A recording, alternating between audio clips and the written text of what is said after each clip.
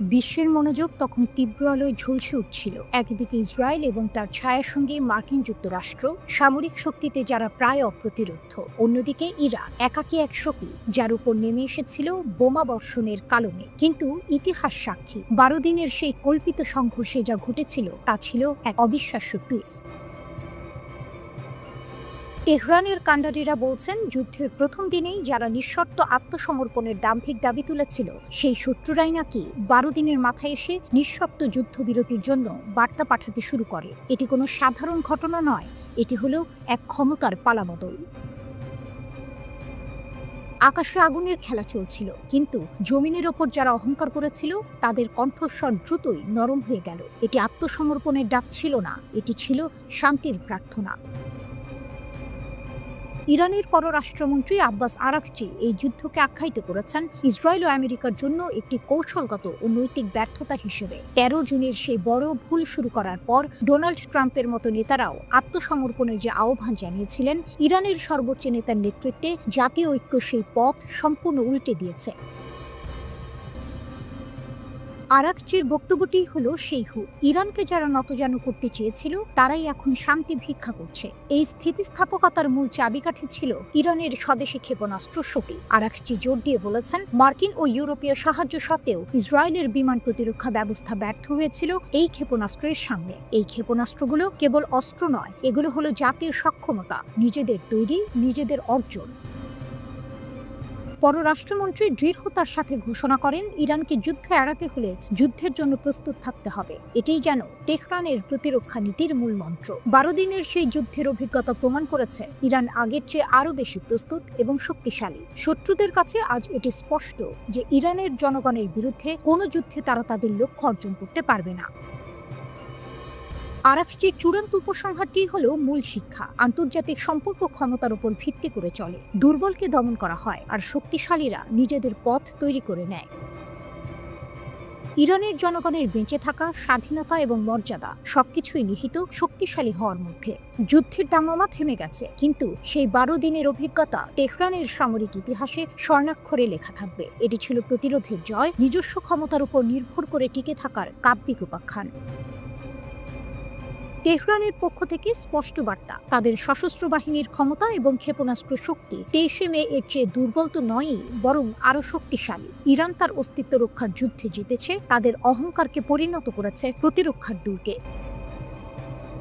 আরাকচির ভাষায়, তারা লক্ষ্য অর্জন করতে হঠাৎ বিস্ময়কর হামলা চালিয়েছিল। তারা ভেবেছিল 2-3 দিনের মধ্যেই ইরান আত্মসমর্পণের জন্য হাত উঁচু করবে। তবে তারা নেতা আয়াতুল্লাহ আলী খামিনির প্রজ্ঞা বুঝতে পারেনি ইরান এত দ্রুত সেনাবাহিনী আবার পুনর্গঠন করে ফেলবে। তারা বুঝতে পারেনি ইরান এত দ্রুত পরিস্থিতি সামলে দেশ রক্ষায় ঝাঁপিয়ে পড়বে।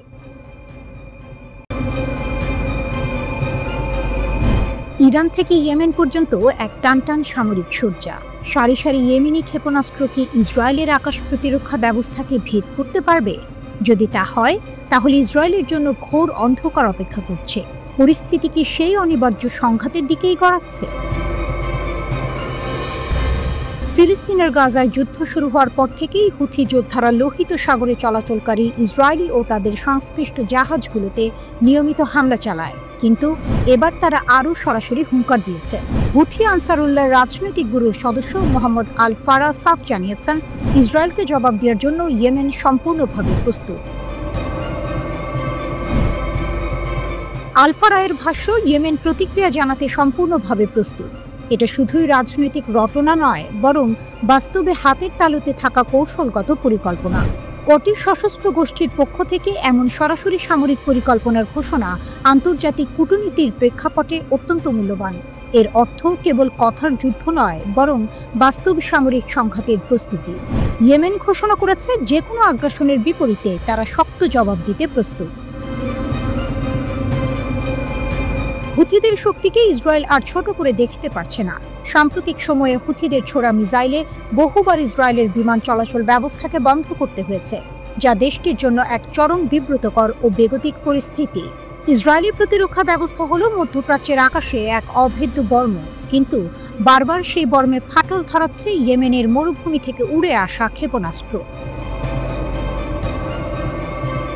ইসরায়েল হুথিদের দমানোর চেষ্টা করেছে, তাদের অবস্থানে হামলা করেছে, কিন্তু ফলাফল হয়েছে উল্টো, কারণ হুথিরা কেবল একটি প্রক্সি শক্তি নয়, তাদের রয়েছে এক দৃঢ় আদর্শিক প্রতিরোধ এবং সম্ভবত অপ্রচলিত কিন্তু কার্যকর সামরিক সক্ষমতা। হুথিদের এই সামরিক প্রস্তুতি কেবল মধ্যপ্রাচ্যের কূটনীতিক ও ছন্দ হামলার পর্যায়ে সীমাবদ্ধ থাকবে, নাকি আগামী কয়েক সপ্তাহে একটি বাস্তব সামরিক সংঘাত ঘটে যেতে পারে, এই নিয়েই এখন চলছে তীব্র জল্পনা। তেহরান থেকে শুরু করে ইয়েমেনের রাজধানী সানা পর্যন্ত বিস্তৃত এই প্রতিরোধ অক্ষ এখন টানটান যুদ্ধের সাজে প্রস্তুত। এই উত্তেজনা কোনো বিচ্ছিন্ন রাজনৈতিক ঘটনা নয়, বরং ফিলিস্তিন সংঘাতের ধারাবাহিকতা, যা এখন মধ্যপ্রাচ্যের ভূ রাজনৈতিক মানচিত্রকে নতুন করে আঁকার দিকে ইঙ্গিত দিচ্ছে। লোহিত সাগরে ইসরায়েলি সংশ্লিষ্ট জাহাজগুলোতে হুথিদের নিয়মিত হামলা বৈশ্বিক বাণিজ্যেও গভীর প্রভাব ফেলছে। ইসরায়েলের দুর্বলতা এখন হুথিদের চোখে ধরা পড়েছে, আর তারা এই সুযোগকে কাজে লাগিয়ে নিজেদের আঞ্চলিক ক্ষমতাকে আরও সুসংহত করতে চাইছে। ইয়েমেনের তথ্য মন্ত্রণালয়ের সিনিয়র উপদেষ্টা তৌফিক আল হামিরির কণ্ঠেও কোনো দ্বিধা নেই, কোনো রাখঢাক নেই। তিনি স্পষ্ট করে দিয়েছেন, নেতানিয়াহুর যে কোনো নতুন আগ্রাসনের জন্য ইয়েমেন প্রস্তুত এবং তাদের প্রতিক্রিয়া হবে অত্যন্ত বেদনাদায়ক। স্পুটনিককে দেয়া তার সাক্ষাৎকারটি যেন এক বিদ্যুৎ ঝলক। তাতে হুথিদের শক্তি ও কৌশলের ইঙ্গিত স্পষ্ট। ইয়েমেন হুমকি মেনে নেয় না, আমাদের বিকল্প বিস্তৃত। ইসরায়েল আবারও হামলা চালালে আমরা প্রতিশোধ নেওয়ার প্রতিশ্রুতি দিচ্ছি।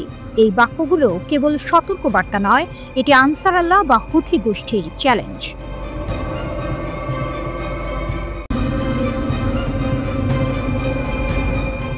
গোপন মার্কিন প্রতিবেদন, ইরানের পারমাণবিক বোমা নিয়ে আসল সত্যিটা কি? ইরানে ইসরায়েল ও যুক্তরাষ্ট্রের ইরান হামলার পর দাবি করা হয়েছিল যে ইরানের পারমাণবিক স্থাপনাগুলো ধ্বংস হয়ে গেছে, কিন্তু সম্প্রতি ফাঁস হওয়া একটি গোপন মার্কিন প্রতিবেদন বলছে ভিন্ন কথা। এই প্রতিবেদন যেন এক ধাক্কায় ভেঙে দিচ্ছে সব দাবি। ধ্বংসের দাবি বনাম আংশিক ক্ষতি, ধোঁয়াশা নাকি উদ্দেশ্য প্রণোদিত? প্রাথমিক গোপন মার্কিন প্রতিবেদন অনুযায়ী ইরানের দুটি পারমাণবিক স্থাপনায় হামলা চালিয়ে যুক্তরাষ্ট্র কেবল সেগুলোর প্রবেশপথ বন্ধ করতে পেরেছে, কিন্তু ভূগর্ভস্থ ভবনগুলো ধ্বংস করতে পারেনি। বিষয়টি সম্পর্কে অবগত একাধিক মার্কিন কর্মকর্তা এই খবর জানিয়েছেন। এটি যেন ট্রাম্প প্রশাসনের দাবির সঙ্গে সম্পূর্ণ বেমানান। তাহলে কি প্রেসিডেন্ট ট্রাম্পের দাবি অতিরঞ্জিত ছিল? যুক্তরাষ্ট্রের হামলায় ইরানের পরমাণু কর্মসূচি মাত্র কয়েক মাসের জন্য পিছিয়েছে বলে প্রাথমিক তথ্যে উঠে এসেছে। মার্কিন গোয়েন্দারা হামলার আগেই বলেছিলেন ইরান দ্রুত বোমা তৈরির চেষ্টা করলেও তাতে অন্তত 3 মাস লাগবে। কিন্তু মার্কিন প্রতিরক্ষা গোয়েন্দা সংস্থা ডিআইএ এখন বলছে এই বিমান হামলা এবং ইসরায়েলের কয়েকদিনের হামলা শেষে ইরানের পরমাণু কর্মসূচির অগ্রগতি শুধু 6 মাসের কম সময়ে পিছিয়েছে। সাবেক কয়েকজন মার্কিন কর্মকর্তা বলছেন, ইরান যদি তড়িয়ে ঘুরিয়ে পারমাণবিক বোমা তৈরির চেষ্টা করে তবে তা হবে অপেক্ষাকৃত ছোট ও অপরিপক্ক ধাঁচের বিস্ফোরক ডিভাইস। একটি ক্ষুদ্রাকৃতির পারমাণবিক বোমা তৈরি করা অনেক বেশি জটিল কাজ, কিন্তু মার্কিন হামলায় ইরানের উন্নত মানের পারমাণবিক গবেষণায় কতটা ক্ষতি হয়েছে তা এখনো স্পষ্ট নয়। ইউরেনিয়াম সরিয়ে নিয়েছিল ইরান, আরেক চমক। প্রতিবেদনে আরও বলা হয়েছে, হামলার আগেই ইরান তার সমৃদ্ধ ইউরেনিয়ামের বড় অংশ সরিয়ে ফেলেছিল। এতে হামলায় পারমাণবিক উপাদানের খুব সামান্যই ধ্বংস হয়েছে। ধারণা করা হচ্ছে ইউরেনিয়ামের কিছু অংশ ইরানের গোপন পারমাণবিক স্থাপনাগুলোয় সরিয়ে নেওয়া হয়েছে। কয়েকজন ইসরায়েলি কর্মকর্তা মনে করেন, ইরান কিছু ছোট ও গোপন ইউরেনিয়াম সমৃদ্ধকরণ কেন্দ্র গড়ে তুলেছে, যেন বড় স্থাপনা আক্রান্ত হলেও কর্মসূচি চালিয়ে নেওয়া যায়। এটি যেন ইরানের দূরদর্শিতা বা ইসরায়েলের ভুলের দিকেই ইঙ্গিত করে। হোয়াইট হাউস অবশ্য ডিআইএর মূল্যায়নের সঙ্গে দ্বিমত পোষণ করেছে। হোয়াইট হাউসের মুখপাত্র ক্যারোলাইন লেভিট এক বিবৃতিতে প্রাথমিক মূল্যায়ন প্রতিবেদনকে পুরোপুরি ভুল মন্তব্য করে বলেছেন, কথিত এই মূল্যায়ন ফাঁস করার উদ্দেশ্য পরিষ্কার, প্রেসিডেন্ট ট্রাম্পকে হেয় করা এবং যারা অত্যন্ত নিখুঁতভাবে ইরানের পরমাণু কর্মসূচি ধ্বংসের অভিযানে অংশ নিয়েছেন সেই সাহসী বৈমানিকদের ছোট করা। তিনি আরও বলেন, 30,000 পাউন্ডের 14টি বোমা যদি নিখুঁতভাবে লক্ষ্যবস্তুতে ফেলা হয় তবে কি হয় তা সবাই জানেন। ফলাফল হয় সম্পূর্ণ ধ্বংস। DI এর প্রতিবেদনে ইঙ্গিত দেওয়া হয়, হামলায় ইরানের স্থাপনাগুলোর ক্ষতি ট্রাম্প প্রশাসনের কিছু কর্মকর্তার প্রত্যাশার চেয়ে কম হয়েছে। শুধু তাই নয়, ইরান তার প্রায় সব পারমাণবিক উপকরণের নিয়ন্ত্রণ ধরে রাখতেও সক্ষম। এর মানে তারা যদি পারমাণবিক অস্ত্র তৈরির সিদ্ধান্ত নেয়, তবে তুলনামূলকভাবে দ্রুতই তা করতে পারবে।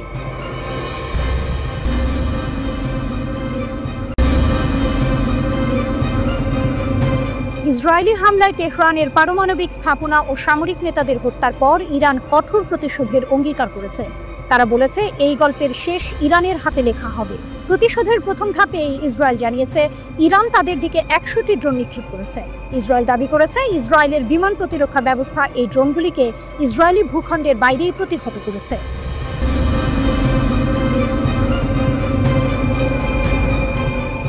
ইরাক জানিয়েছে 100টিরও বেশি ইরানি ড্রোন তাদের আকাশসীমা অতিক্রম করেছে। এর কিছুক্ষণ পরেই জর্ডান জানায়, তাদের বিমান বাহিনী ও প্রতিরক্ষা ব্যবস্থা বেশ কয়েকটি ক্ষেপণাস্ত্র ও ড্রোনকে তাদের আকাশসীমায় প্রবেশ করতে বাধা দিয়েছে, কারণ তাদের আশঙ্কা ছিল সেগুলো জর্ডানের ভূখণ্ডে আঘাত হানতে পারে। এই ঘটনা মধ্যপ্রাচ্যে নতুন করে উত্তেজনা বাড়িয়েছে। ইরানের হুমকি ও অভিযোগ। ইসরায়েলের হামলার প্রতিক্রিয়ায় ইরানের সর্বোচ্চ নেতা আয়াতুল্লাহ আলী খামেনি কঠোর শাস্তি দেওয়ার হুমকি দিয়েছেন। তিনি দাবি করেছেন, ইসরায়েল আবাসিক এলাকাগুলোকে লক্ষ্যবস্তু করেছে। ইরান সামরিক ও কূটনৈতিক উভয় ধরনের প্রতিক্রিয়ার প্রতিশ্রুতি দিয়েছে।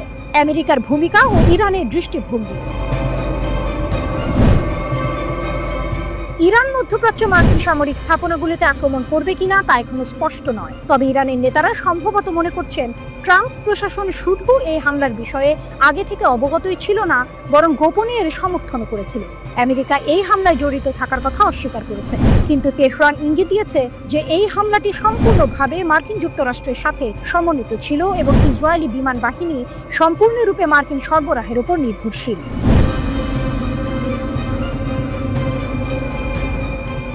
ইরান সরকার ইসরায়েলকে সন্ত্রাসবাদের জন্য অভিযুক্ত করেছে। তারা বলেছে, এই আক্রমণ প্রমাণ করে যে ইসরায়েল কোনো আন্তর্জাতিক নিয়ম বা আইন মেনে চলে না, বরং প্রকাশ্যে ও নির্লজ্জভাবে সন্ত্রাসী লিপ্ত হয় এবং বিশ্বের চোখের সামনে যুদ্ধের আগুন জ্বালায়। বিবৃতিতে আরও বলা হয়েছে, ইরানের সাথে যুদ্ধ শুরু করা সিংহের লেজ নিয়ে খেলা।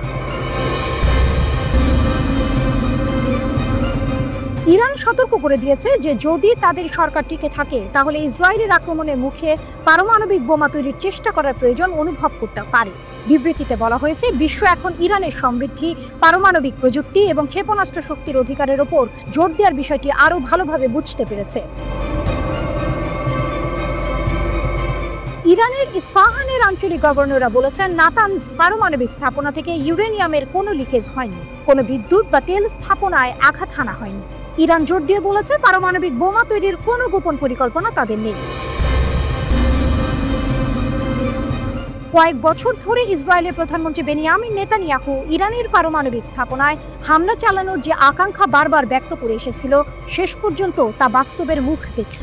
13 জুন ভোররাতের দিকে তাদের হামলায় ইরানের রাজধানী তেহরান সহ বেশ কয়েকটি শহর কেঁপে উঠেছে। সামাজিক যোগাযোগ মাধ্যমে আসা অসংখ্য ছবিতে ইরানের পারমাণবিক ও সামরিক স্থাপনা থেকে ধোঁয়া উঠতে দেখা যাচ্ছে। কিন্তু এই প্রতিক্রিয়ায় শেষ নয় বলে মনে করছেন বিশ্লেষকরা। তাদের ধারণা, ইরান আরও বড় আকারে প্রতিশোধ নেবে, যা পুরো অঞ্চলকেই যুদ্ধের দিকে ঠেলে দিতে পারে। তেমনটা হলে তাতে যুক্তরাষ্ট্র জড়িয়ে পড়বে বলে বিশ্লেষক ও বিশেষজ্ঞরা দীর্ঘদিন ধরেই সতর্ক করে আসছেন, বলছে CNN।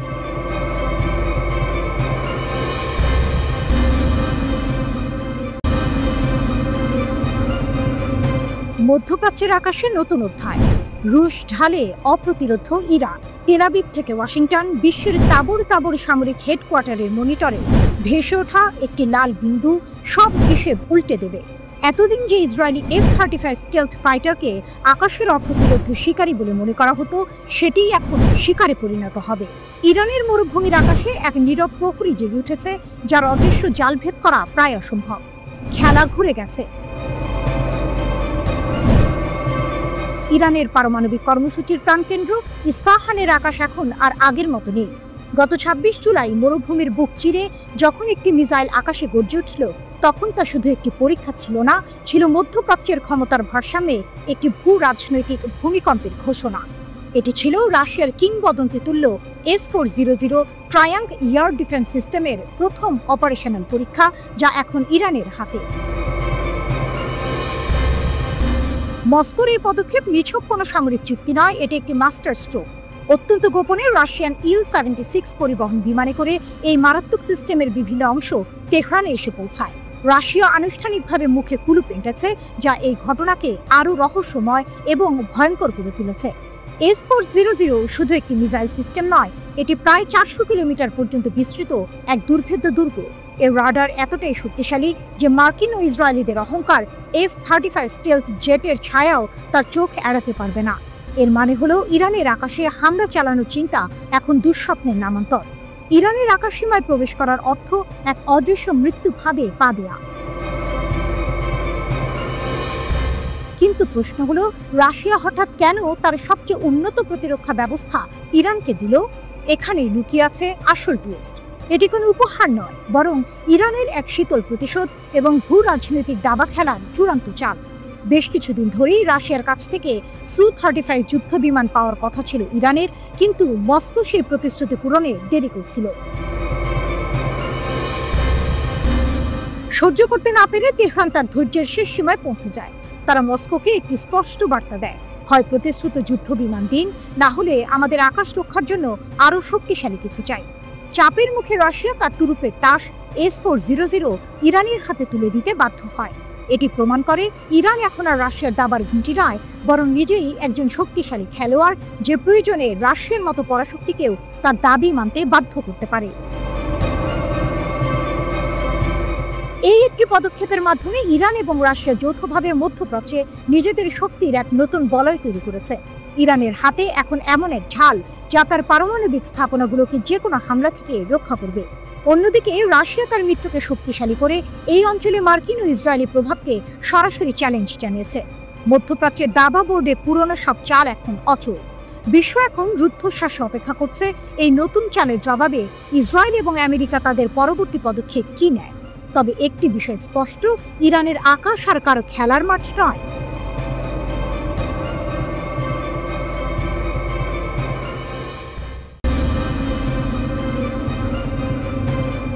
মধ্যপ্রাচ্যে নতুন করে উত্তেজনার পারদ চড়ছে। ইরান সরাসরি হুঁশিয়ারি দিয়েছে, যুক্তরাষ্ট্র যদি ইরান ইসরায়েল সংঘাতে জড়িয়ে পড়ে, তাহলে তেহরান চুপ করে বসে থাকবে না। তাদের নিশানা হবে মধ্যপ্রাচ্যে থাকা মার্কিন সামরিক ঘাঁটিগুলো। এর অর্থ কি? মধ্যপ্রাচ্য কি এক নতুন যুদ্ধের মুখোমুখি হতে চলেছে? ইরানের হুমকি, মার্কিন ঘাঁটিতে হামলার প্রস্তুতি।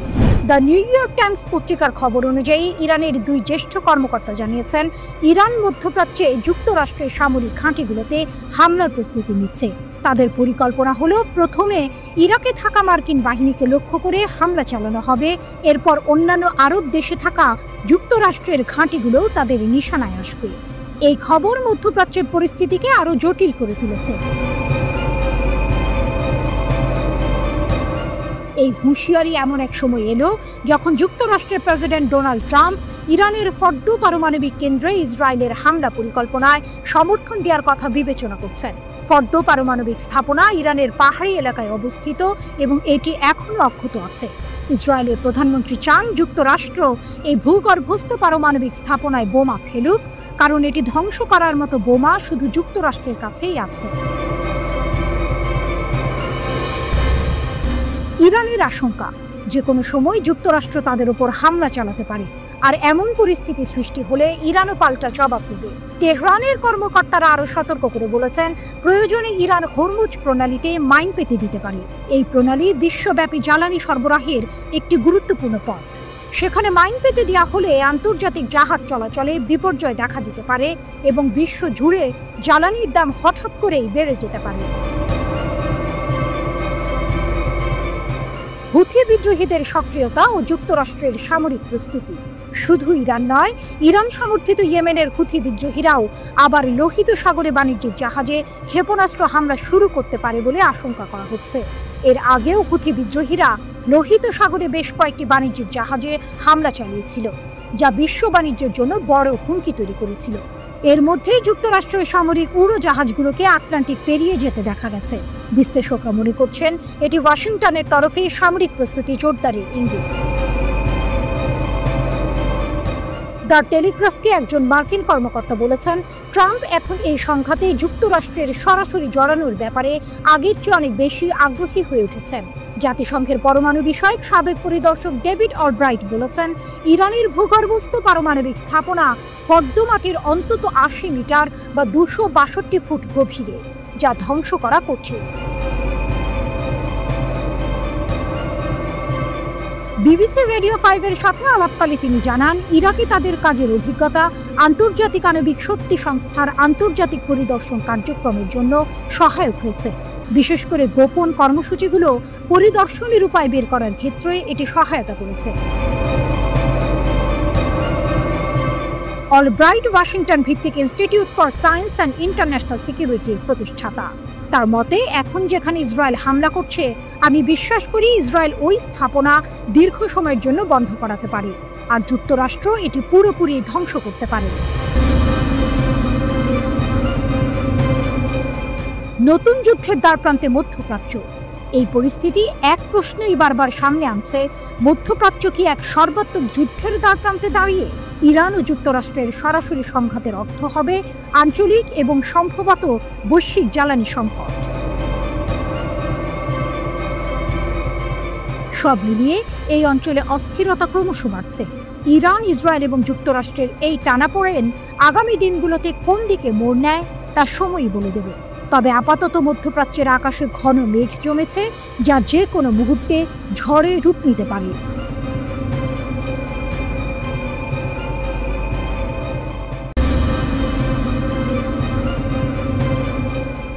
মধ্যপ্রাচ্যে চলমান ইরান ইসরায়েল সংঘাত ক্রমেই নতুন মোড় নিচ্ছে। এবার ইরানের শীর্ষ সামরিক জেনারেল সরাসরি ইসরায়েলের প্রধানমন্ত্রী বেনিয়ামিন নেতানিয়াহুকে লক্ষ্য করে হুঙ্কার দিয়েছেন। নেতানিয়াহুকে নত যেন না করা পর্যন্ত অভিযান চলবে, ইরানের শীর্ষ জেনারেলের অঙ্গীকার।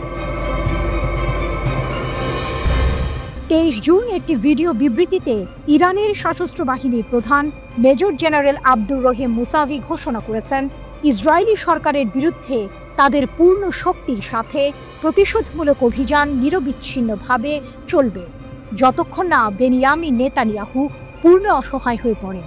এই ঘোষণা অপারেশন ট্রু প্রমিস 3-এর 21তম পর্ব শুরু হওয়ার পরপরই এসেছে, যা ইরানের দৃঢ় সংকল্পের ইঙ্গিত দেয়।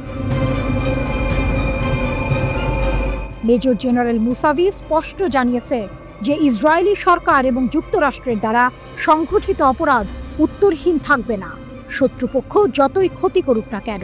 তিনি বিশেষ করে ইরানের পারমাণবিক স্থাপনাগুলোর ওপর আমেরিকান আগ্রাসনের কথা উল্লেখ করেছেন, যাকে তিনি আন্তর্জাতিক আইনের নির্লজ্জ লঙ্ঘন হিসেবে অভিহিত করেছেন। তার মতে, এই অপরাধমূলক কাজের প্রকৃতি প্রতিক্রিয়া ছাড়া থাকবে না, ট্রাম্পের হস্তক্ষেপ এবং নেতানিয়াহুর ব্যর্থ প্রক্সি। মেজর জেনারেল মুসাভি মার্কিন প্রেসিডেন্ট ডোনাল্ড ট্রাম্পের এই যুদ্ধে অংশগ্রহণের তীব্র সমালোচনা করেছেন। তিনি ট্রাম্পের এই পদক্ষেপকে ইহুদিবাদী শাসন ব্যবস্থা, বিশেষ করে নেতানিয়াহুকে উদ্ধারের জন্য একটি মরিয়া প্রচেষ্টা হিসেবে বর্ণনা করেছেন। মুসাভির মতে, নেতানিয়াহু এই অঞ্চলে আমেরিকার ব্যর্থ প্রক্সি। তিনি বলেন, ট্রাম্প পরাজয়ের ভারে নেতানিয়াহুর পতন প্রত্যক্ষ করার পর এই বেপরোয়া কাজের মাধ্যমে তাকে কৃত্রিম শ্বাস প্রশ্বাস দেওয়ার সিদ্ধান্ত নেন। ট্রাম্পের সরাসরি নির্দেশে মার্কিন বোমারু বিমান ইরান জুড়ে 3টি পারমাণবিক স্থাপনা ইস্পাহান, নাতানস এবং ফোর্দো লক্ষ্য করে হামলা চালায়। এই হামলা ইরানে ব্যাপক ক্ষোভের সৃষ্টি করেছে। এর আগে 13 জুন থেকে ইসরায়েলি শাসন ব্যবস্থার আগ্রাসন শুরু হয়েছিল, যার প্রতিক্রিয়ায় ইরানের সশস্ত্র বাহিনী ট্রু প্রমিস 3-এর অধীনে প্রতিশোধমূলক অভিযান শুরু করে। ইরান ইসরায়েলি সরকার ও তার সামরিক অবকাঠামোর ওপর প্রচণ্ড আঘাত হানে।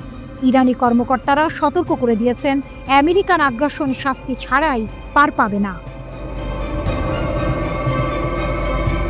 নেতানিয়াহুকে কি সত্যিই নতজানু করা সম্ভব?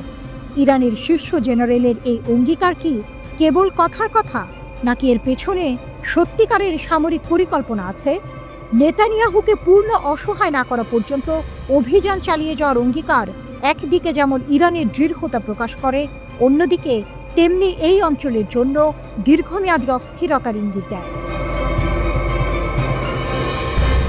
ইরানের অভিজাত ইসলামী বিপ্লবী গার্ড কোর আইআরজিসির মুখপাত্র ইব্রাহিম জোলফাঘারি বলেছেন, যুক্তরাষ্ট্র সরাসরি যুদ্ধে ঢুকে গেছে এবং ইরানের ভূমির পবিত্রতা নষ্ট করেছে। যুক্তরাষ্ট্রকে হুঁশিয়ারি দিয়ে এই মুখপাত্র আরও বলেন, এখন যুক্তরাষ্ট্রের বিরুদ্ধে শক্তিশালী আর সুনির্দিষ্ট লক্ষ্যবস্তুতে অভিযান চালানো হবে। ইব্রাহিম বলেন, যুক্তরাষ্ট্রকে জোরালো, দুঃখজনক ও অপ্রত্যাশিত পরিণতি ভোগ করতে হবে। মিস্টার ট্রাম্প, আপনি জুয়ারি, আপনি এই যুদ্ধ শুরু করতে পারেন, কিন্তু আমরাই এটি শেষ করব।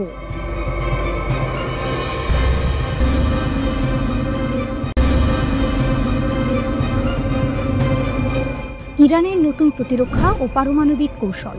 মধ্যপ্রাচ্যের আকাশে উত্তেজনা ফের ঘনীভূত হচ্ছে। ইরান, যে দেশ বছরের পর বছর বিদেশি হুমকি, চাপে, আক্রমণে দাঁড়িয়েছে অটল, এবার তার প্রতিরক্ষা নীতি ও পারমাণবিক অবস্থান পুনর্বিবেচনার ডাক দিচ্ছে। ইরানের ৭০ জন সংসদ সদস্য সুপ্রিম ন্যাশনাল সিকিউরিটি কাউন্সিল, আইনসভা, নির্বাহী ও বিচার বিভাগীয় শাখার প্রধানদের উদ্দেশ্যে চিঠি পাঠালেন।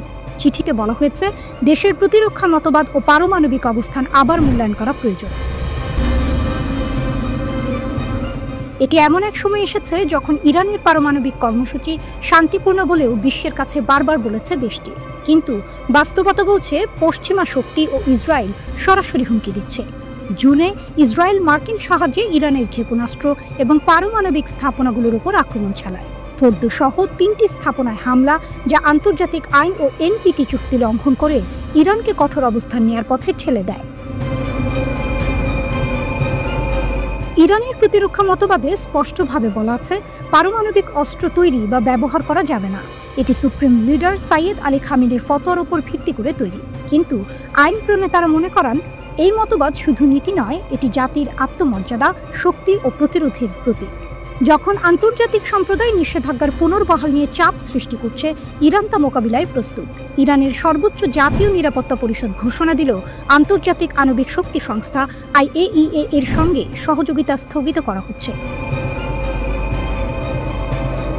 তারা বলেছে, ইউরোপীয় 3টি দেশের রাজনৈতিক উদ্দেশ্য প্রণোদিত পদক্ষেপ এবং চাপের কারণে এই সিদ্ধান্ত নেওয়া হলো। এখানে শক্তির চিহ্ন স্পষ্ট, ইরান আর চুপচাপ প্রতিরোধ করবে না। আইন প্রণেতারা সতর্ক করে বলেছেন, চাপের যে কোনো প্রচেষ্টা দেশের জন্য পূর্বের চেয়ে কঠোর ও আরও সিদ্ধান্তমূলক প্রতিক্রিয়া ডেকে আনবে। ইরান জানিয়েছে, তারা যে নতুন চাপে মোকাবিলা করতে সক্ষম তা দেশকে পিছনে টানে না, বরং তাদের প্রতিরক্ষা ও শক্তি আরও দৃঢ় করে। সাম্প্রতিক চুক্তিতে IAEA এর পরিদর্শকরা সীমিত প্রবেশাধিকার পেয়েছিলেন, কিন্তু পূর্ণ তদারকি কখনো পুনঃপ্রতিষ্ঠিত হয়নি। এ থেকে স্পষ্ট, ইরান নিজের পারমাণবিক কর্মসূচি ও প্রতিরক্ষা নীতি নিয়ে স্বাধীনভাবে চলবে। ইরান আজ বলছে, আমাদের শান্তিপূর্ণ পারমাণবিক কর্মসূচি কেউ বন্ধ করতে পারবে না। আমাদের শক্তি, আমাদের প্রতিরক্ষা নীতি, আমাদের জাতীয় গর্ব সবই অটুট। আপনি চাপ দিতেই পারেন, কিন্তু আমরা আত্মসম্মান এবং নিরাপত্তার জন্য শক্ত অবস্থানে থাকব। এ যেন মধ্যপ্রাচ্যের এক নতুন অধ্যায়, যেখানে ইরান ইতিহাসের মতো প্রতিরোধের শক্তি দেখাচ্ছে। শত্রু যতই হুমকি দিক, জাতি অটল থাকবে। আন্তর্জাতিক চাপ, নিষেধাজ্ঞা, হামলা সবই থাকুক, তেহরান অটল, কারণ এটি শুধুই দেশ নয়, এটি শক্তির এক জীবন্ত প্রতীক।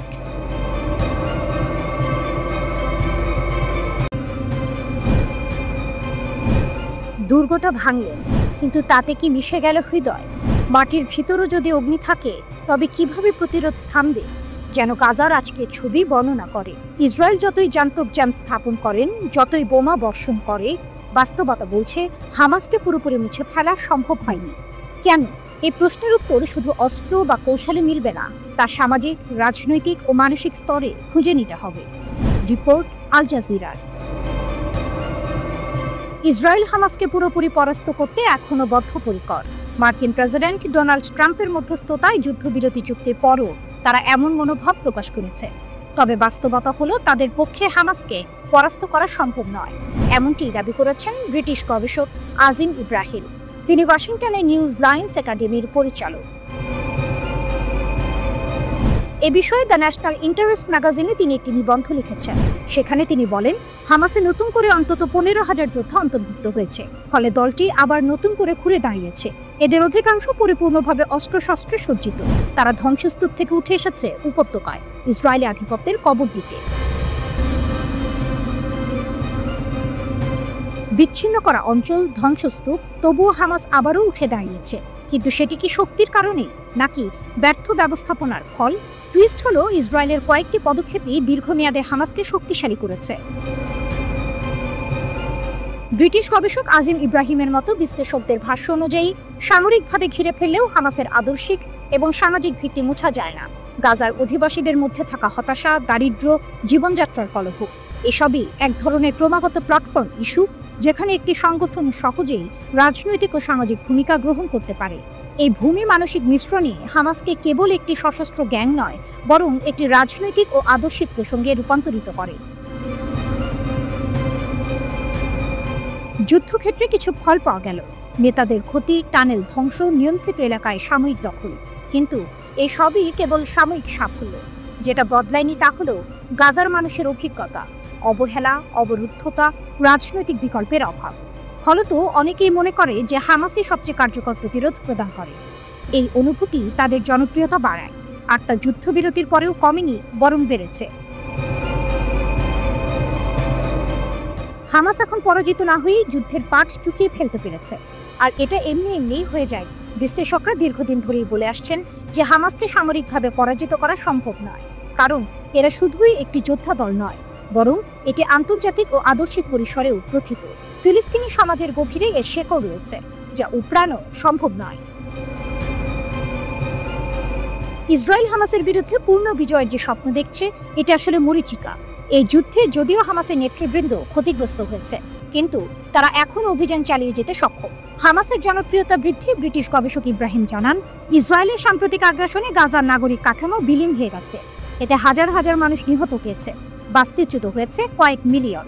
অনেক এলাকা একেবারেই মাটির সাথে মিশে গেছে। তদুপরি যে প্রেরণা থেকে হামাসের জন্ম, তা এখনো বহাল আছে, বরং উত্তরোত্তর তা বৃদ্ধি পাচ্ছে।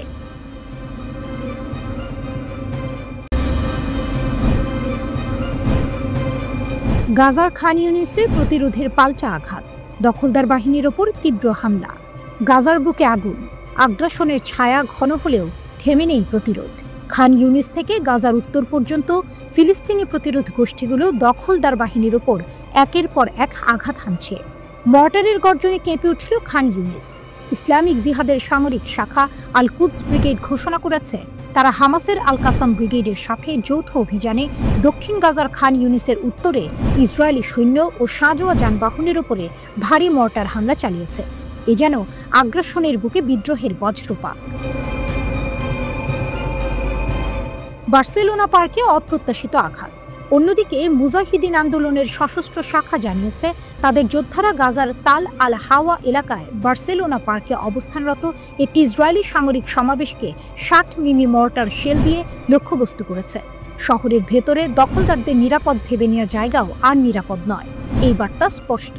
সেপ্টেম্বর জুড়ে অপ্রতিরোধ গতি। পুরো সেপ্টেম্বর মাসে ফিলিস্তিনি প্রতিরোধ অভিযান থেমে থাকেনি এক মুহূর্ত। আল কাসাম ব্রিগেড বারবার ইসরায়েলি সাঁজোয়া যানবাহনের উপর আক্রমণ চালিয়েছে। বিশেষত মেরকাভা ট্যাঙ্কের বিরুদ্ধে আল ইয়াসিন 105 শেল ব্যবহার নতুন করে আলোচনায় এনেছে প্রতিরোধের সামরিক সক্ষমতাকে।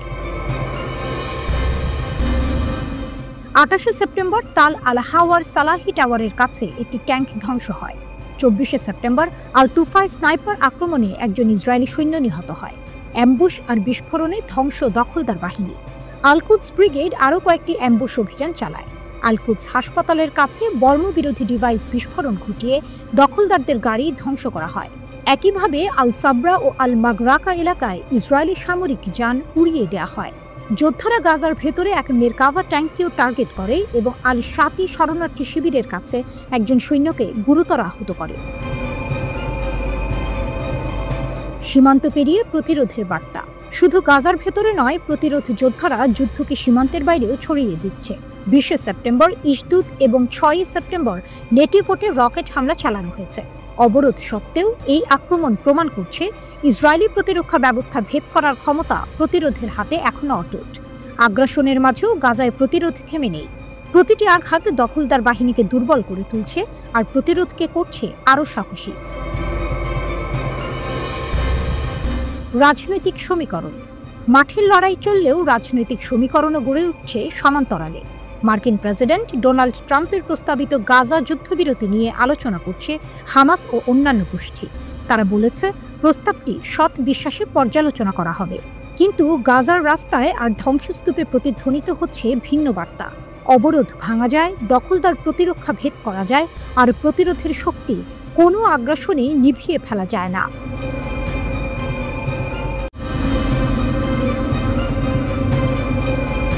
ইরান অদম্য এক জাতির অবিশ্বাস্য উত্থান।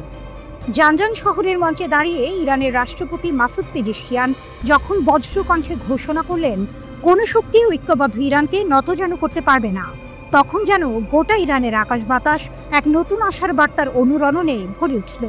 এ শুধু কথার কথা নয়, এ হলো এক জাতির অদম্য স্পৃহা আর ইস্পাত কঠিন সংকল্পের প্রতিধ্বনি, যা সাম্প্রতিক এক শ্বাসরুদ্ধকর যুদ্ধের পর আরও একবার প্রমাণিত হলো। কে ভেবেছিল যে দেশটার উপর ইসরায়েল আর আমেরিকার যৌথ আগ্রাসন নেমে এসেছিল, সেই দেশই এত দ্রুত নিজেদের শক্তি ও সক্ষমতার এমন এক নজির স্থাপন করবে যা বিশ্বকে তাক লাগিয়ে দেবে? জুনের 13 তারিখ যখন ইসরায়েল ইরানের উচ্চপদস্থ কর্মকর্তা ও পারমাণবিক বিজ্ঞানীদের নিশানা করল, আর তার পরপরই যখন মার্কিন যুক্তরাষ্ট্র ইরানের বেসামরিক পারমাণবিক স্থাপনায় বোমা ফেলে যুদ্ধকে আরও উস্কে দিল, তখন অনেকেই ভেবেছিল ইরানের দিন ফুরিয়ে এসেছে। কিন্তু তারা জানতো না, এক নতুন গল্পের সূচনা মাত্র। এ যেন এক হলিউডের থ্রিলারের চিত্রনাট্য। একদিকে অত্যাধুনিক আয়রন ডোম আর বিপুল সামরিক সরঞ্জাম নিয়ে সজ্জিত ইসরায়েল ও পরাশক্তি আমেরিকা, অন্যদিকে কঠোর নিষেধাজ্ঞায় জর্জরিত ইরান, যাদের একমাত্র শক্তি তাদের ঐক্য, জ্ঞান আর বিশ্বাস। কিন্তু এই বিশ্বাসই তাদের সবচেয়ে বড় অস্ত্র হয়ে উঠল যখন আগ্রাসন শুরু হলো। ইরানি জনগণ, পুলিশ, নিরাপত্তা বাহিনী এবং বিশেষ করে ক্ষেপণাস্ত্র বিজ্ঞানীরা যে সম্মানজনক ও শক্তিশালী প্রতিরোধ গড়ে তুললেন, তা ছিল সত্যিই প্রশংসার যোগ্য। রাষ্ট্রপতি পেজেশকিয়ান গর্বের সাথে স্মরণ করলেন সেই 12 দিনের যুদ্ধের কথা, যখন ইরানি সশস্ত্র বাহিনী, বিশেষ করে সেনাবাহিনী এবং ইসলামী বিপ্লবী গার্ড কর্পস IRGC তাদের সমস্ত শক্তি দিয়ে শত্রুদের মোকাবিলা করেছিল। বিশ্বাস করা কঠিন কিভাবে এই বাহিনীগুলো আয়রন ডোমের মতো সুরক্ষিত ব্যবস্থা ভেদ করে ইসরায়েলি লক্ষ্যবস্তুতে আঘাত হানল। শুধু তাই নয়, পশ্চিম এশিয়ার সবচেয়ে বড় মার্কিন সামরিক ঘাঁটি কাতারের আল উদেইদ বিমান ঘাঁটিতেও নির্ভুলভাবে হামলা চালালো তারা। এ যেন ডেভিডের গলিয়াতকে হারানোর এক আধুনিক উপাখ্যান। শত্রুদের সমস্ত হুমকি ও চাপকে তুচ্ছ করে ইরানি জাতীয় সশস্ত্র বাহিনী শুধু জাতীয় সার্বভৌমত্ব রক্ষা করেনি, তারা দেখিয়ে দিয়েছে যে দৃঢ় সংকল্পের কাছে কোনো বাধাই বড় নয়। যুদ্ধের মোড় ঘুরতে শুরু করলেও 24 জুন ইসরায়েলি সরকার ও মার্কিন যুক্তরাষ্ট্র ইরানের এই অপ্রত্যাশিত ও শক্তিশালী পাল্টা হামলায় এতটাই হতভম্ব হয়ে গিয়েছিল যে তাদের পক্ষে আর যুদ্ধ চালিয়ে যাওয়া সম্ভব হয়নি। তেল আবিব যুদ্ধবিরতি চাইতে বাধ্য হলো। এ যেন এক অবিশ্বাস্য টুইস্ট। যে দেশগুলো ইরানকে নতজানু করতে চেয়েছিল, তারাই শেষ পর্যন্ত নিজেদের গুটিয়ে নিতে বাধ্য হলো। ইসলামী বিপ্লবী নেতা আয়াতুল্লাহ সাইয়েদ আলী খামেনি ঠিকই বলেছিলেন, এই 12 দিনের যুদ্ধ ইরানি জাতির শক্তি ও দৃঢ়তা প্রকাশ করেছে। বিশ্ব দেখেছে ইসলামী প্রজাতন্ত্রের ভিত্তির অতুলনীয় দৃঢ়তা। এই যুদ্ধ ছিল ইরানের জন্য তাদের ইচ্ছা শক্তি এবং সক্ষমতা প্রদর্শনের এক মোক্ষম সুযোগ। পেজেশকিয়ানের কথাগুলো তাই শুধু স্লোগান নয়, এ হলো এক ঐতিহাসিক সত্যের প্রতিধ্বনি। যতক্ষণ পর্যন্ত ইরানি জনগণ তাদের ঐক্য ও সংহতি বজায় রাখবে, ততক্ষণ পর্যন্ত কোনো বাধা তাদের অগ্রগতিকে বাধাগ্রস্ত করতে পারবে না। এই যুদ্ধ ইরানকে বিশ্বের দরবারে এক নতুন পরাশক্তি হিসেবে তুলে ধরেছে, যারা নিজেদের আত্মমর্যাদা ও সার্বভৌমত্বের জন্য যে কোনো মূল্যে লড়তে প্রস্তুত। অদূর ভবিষ্যতে ইরান কি আরও বড় কোনো চমক নিয়ে আসছে?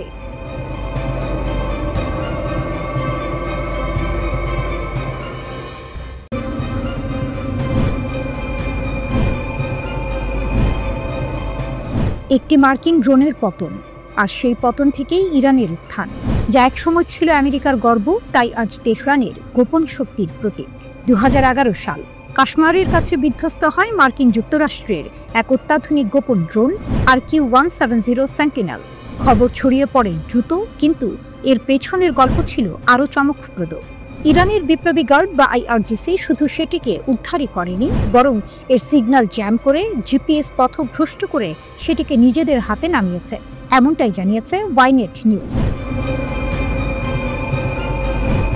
সেই একটি ঘটনার পর শুরু হয় ইরানের প্রযুক্তি বিপ্লব। তেহরান ড্রোনটিকে রিভার্স ইঞ্জিনিয়ারিং করে তৈরি করে নিজের সংস্করণ শাহেদ 171 সিমোর্গ। এই ড্রোনটি দেখতে প্রায় মার্কিন মডেলের মতোই, কিন্তু সম্পূর্ণ দেশীয় প্রযুক্তিতে নির্মিত। এটি 2200 কিলোমিটার পর্যন্ত উঠতে পারে এবং মধ্যপ্রাচ্যের আকাশ জুড়ে নজর রাখতে সক্ষম 3D রাডার প্রযুক্তির সাহায্যে। একটি মাত্র বিধ্বস্ত ড্রোন থেকে তৈরি হয় এক পুরো স্টেলথ সাম্রাজ্য। সিমোর্গের নকশা থেকে ইরান গড়ে তোলে 5টি নতুন স্টেলথ ইউএভি। এর মধ্যে সবচেয়ে উন্নত শাহেদ 191, যা একটি মিনি জেট ইঞ্জিনে চলে ও 500 কিলোমিটার দূরে লক্ষ্যবস্তুতে আঘাত হানতে পারে। এর হালকা সংস্করণ শাহেদ 181, যেটি পুনরুদ্ধার মিশনে ব্যবহৃত হয় এবং আরও দীর্ঘ পরিসর কভার করতে পারে। 2021 সালে ইসরায়েলি F-35 যুদ্ধবিমান 2টি শাহেদ 181 ড্রোন গুলি করে নামায়। অভিযোগ ছিল ড্রোনগুলো পশ্চিম তীরের সেলগুলোর জন্য পিস্তল, ম্যাগাজিন ও প্রচারণামূলক সামগ্রী বহন করছিল, কিন্তু ইরানের দাবি এটি ছিল শুধুই গোয়েন্দা মিশন। ইরানের এই স্টেলথ ড্রোনগুলো পিকআপ ট্রাক থেকে লঞ্চ করা যায় এবং স্কিড ব্যবহার করে যে কোনো রাস্তায় অবতরণ সম্ভব, যা তাদের করে তুলেছে অত্যন্ত মোবাইল ও দ্রুত প্রতিক্রিয়াশীল।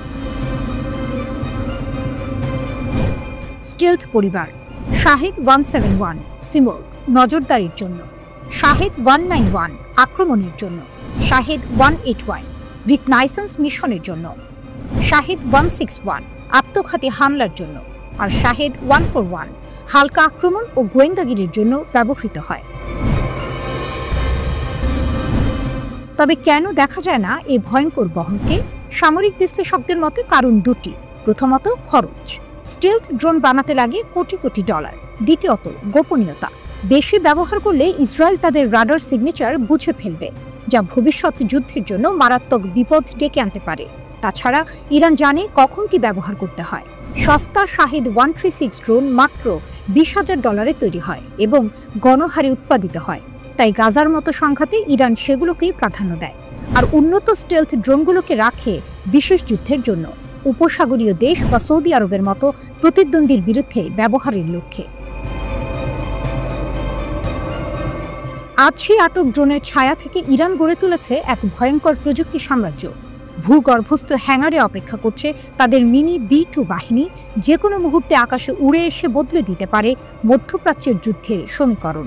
একটি মার্কিন ভুল ইরানের জন্য হয়ে উঠেছে এক অমর শিক্ষা। যে আকাশে তার একসময় লক্ষ্য ছিল, আজ সেখানে তারাই শিকারী।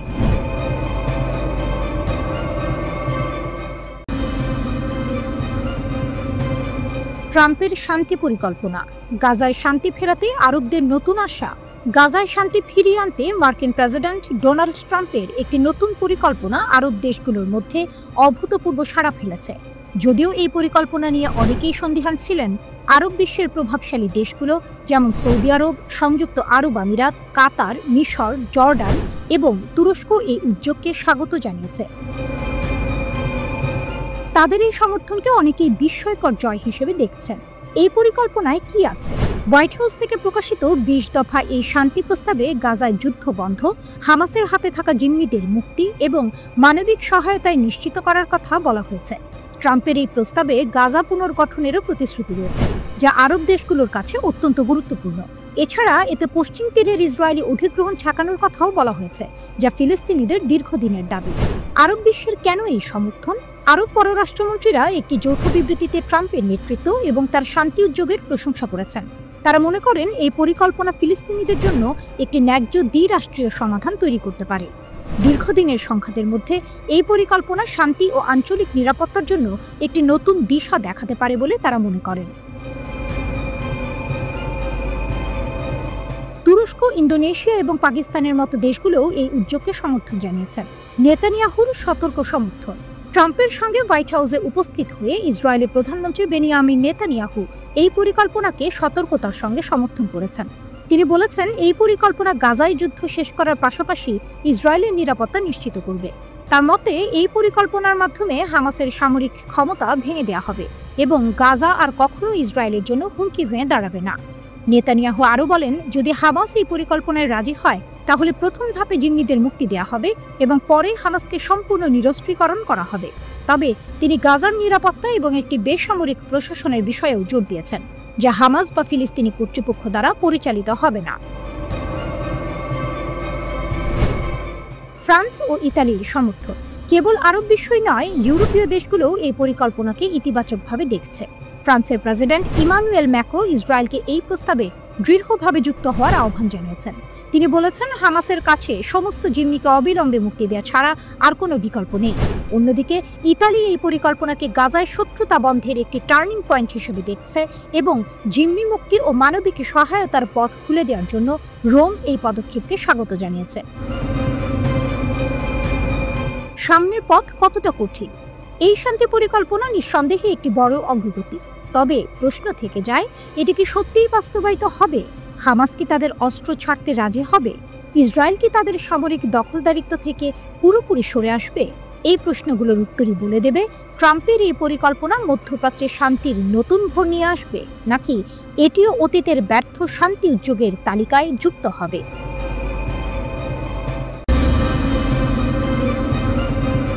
আপনি কি জানেন, সম্প্রতি ইসরায়েলের ওপর ইরান যে বিশাল হামলা চালিয়েছে সেটা নাকি তাদের মোট সামরিক শক্তির মাত্র ৫%-এরও কম ব্যবহার করে হয়েছে? অবাক লাগছে শুনতে, তাই না? ব্যাপারটা এমন যে আপনি আপনার হাতের তাসগুলোর মধ্যে সবচেয়ে শক্তিশালীটা না দেখিয়ে মাত্র কয়েকটা সাধারণ তাস দিয়েই প্রতিপক্ষকে ঘায়েল করে দিলেন। ইরানের ইসলামী বিপ্লবী গার্ড বাহিনী IRGCর এক জ্যেষ্ঠ commander brigadier general Mohammad Reza নাগদি ইরানের রাষ্ট্রীয় টেলিভিশনে এই চাঞ্চল্যকর তথ্য দিয়েছেন।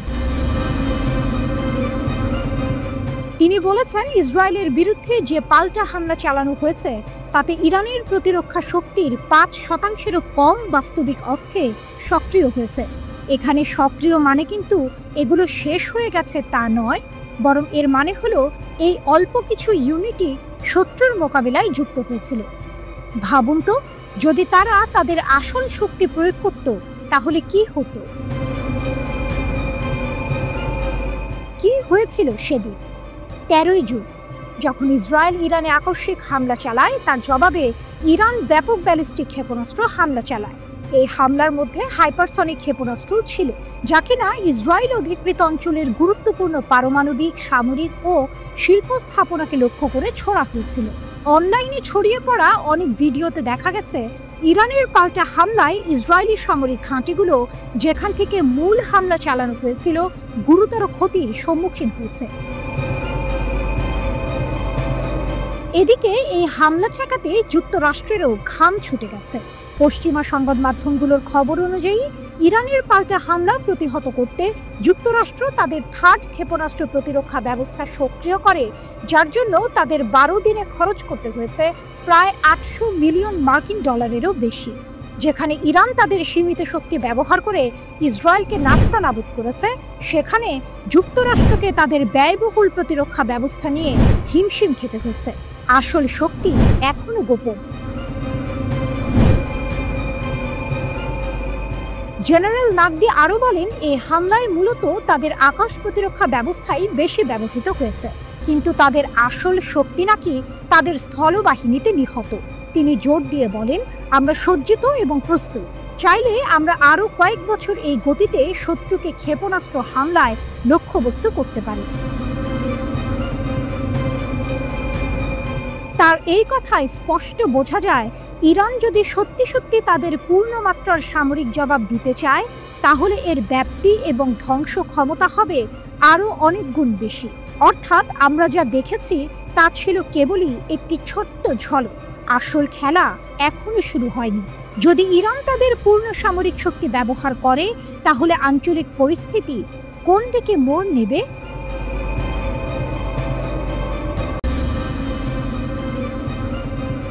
ইরানের হুঁশিয়ারি, তেল আবিব ও হাইফাকে মাটির সঙ্গে মিশিয়ে দেবে তেহরান। নেতানিয়াহুর ঘুম উড়ে গেছে। তেহরানের কড়া বার্তা, আমাদের ক্ষেপণাস্ত্র পৌঁছাবে যতদূর প্রয়োজন। মধ্যপ্রাচ্যের আকাশে আবারও ছড়িয়ে পড়েছে আতঙ্কের ধোঁয়া। শুক্রবারের নামাজ শেষে ইরানের প্রভাবশালী আলেম আহমেদ খাতামি এক বজ্র গর্জনে ঘোষণা দিয়েছেন, এই বোকারা জানে না আমরা তেল আবিব ও হাইফাকে লাঙল দেব। তার এই উক্তি মুহূর্তেই পশ্চিমা বিশ্বে ছড়িয়ে পড়েছে আতঙ্কের স্রোত। খাতামের বক্তব্য শুধু কথার ঝড় নয়, সেটি যেন আগুনের ইঙ্গিত। তিনি স্পষ্ট করে বলেন, পশ্চিমা চাপ নিষেধাজ্ঞা কিংবা হুমকি কিছুই ইরানকে ভয় দেখাতে পারবে না। আমরা অবাধ্যতাকেই বেছে নেব, বলেন তিনি। এই ঘোষণা আসে এমন এক সময় যখন ইরানের বিপ্লবী গার্ড বাহিনী আইআরজিসি মাত্র কয়েকদিন আগে ঘোষণা করেছে প্রয়োজনে তাদের ক্ষেপণাস্ত্রের পাল্লা আরও বাড়ানো হবে। ইরানি সংবাদ মাধ্যমে প্রকাশিত প্রতিবেদনে বলা হয়েছে দেশটি এখন 1200 মাইলের সীমা অতিক্রম করতে চায়। বর্তমানে ইরানের ক্ষেপণাস্ত্রের স্বঘোষিত সর্বোচ্চ পাল্লা 2000 কিলোমিটার, যা সহজেই ইসরায়েলের প্রতিটি সামরিক ঘাঁটি ও বন্দর শহরকে লক্ষ্যবস্তুতে পরিণত করতে সক্ষম। খাতাম সদর দফতরের ডেপুটি ইন্সপেক্টর জেনারেল আসাদি পশ্চিমাদের উদ্দেশ্যে আরও এক ধাপ এগিয়ে বলেন, আমাদের হাতে যা সম্পদ আছে তাতেই আমরা 100% প্রস্তুত। তার এই বার্তাটি যেন এক অদৃশ্য ক্ষেপণাস্ত্র, যার গন্তব্য পশ্চিমা রাজধানীগুলো। অন্যদিকে অ্যাসোসিয়েটেড প্রেস জানিয়েছে স্যাটেলাইট চিত্রে ইরানের ইমাম খোমেনি স্পেস পোর্টে একটি অঘোষিত ক্ষেপণাস্ত্র পরীক্ষা চালানোর ইঙ্গিত পাওয়া গেছে।